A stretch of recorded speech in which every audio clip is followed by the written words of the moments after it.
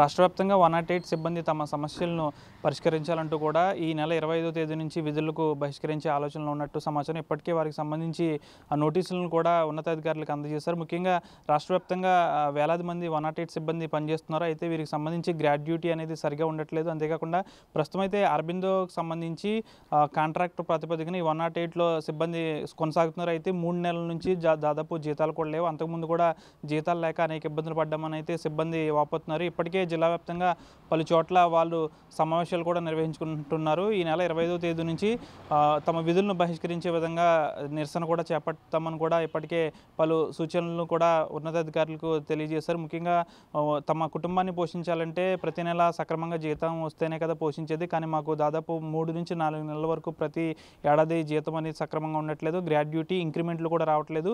అంతేకాకుండా ఎవరు ప్రస్తుతం ఉందో అరబిందో ఫార్మా దానికి సంబంధించి ప్రభుత్వం నిధులు ఇస్తున్నప్పటికీ కూడా ఆ నిధులను మాకు ఇవ్వడానికి అరబిందో సంబంధించి కంపెనీకి ఏంటి అని కూడా వారు ప్రశ్నిస్తున్నారు. అంతేకాకుండా ఒకవేళ ఈ అరబిందో సెకండ్ పార్టీ ఏమీ లేకుండా ప్రభుత్వమే 108ను రన్ చేయాలంటూ కూడా వాపోతున్నారు. బ్రతుకు తెరువు కోసం ఇతర పనులు మేము చేసుకోలేము, ఎందుకంటే దీనికే అలవాటు పడి ఉన్నాము. ఈ విధంగా సేవ చేయడం కూడా మాకు చాలా ఆనందంగా ఉంటుంది, సంతృప్తినిస్తుంది. అయినప్పటికీ కూడా జీతాలు లేక ఇంకా చాలా కష్టాలు అనుభవిస్తున్నామంటూ కూడా 108 సిబ్బంది వాపోతున్న పరిస్థితి కూడా నెలకొంది.